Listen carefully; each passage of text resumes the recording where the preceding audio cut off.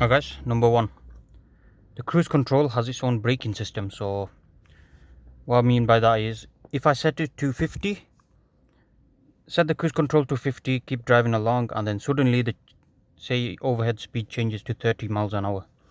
So if I drop that down on here, it'll automatically brake for me and take it down to 30 miles an hour.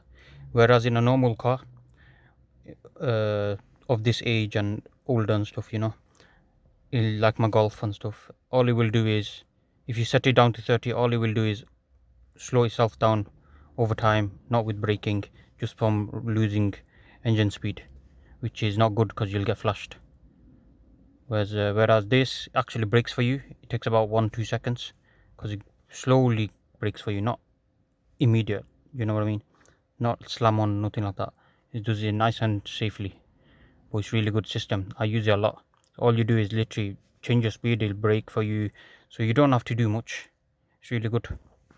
And the next thing I like, guys, number two, the cruise control has a little dot. I'll show you what I mean by that. Have a look, guys. So yeah, can you see that dot there, that orange dot? That tells you what your speed is. I think that's pretty cool. And it turns green when it's active and it's orange when it's off, this cruise control.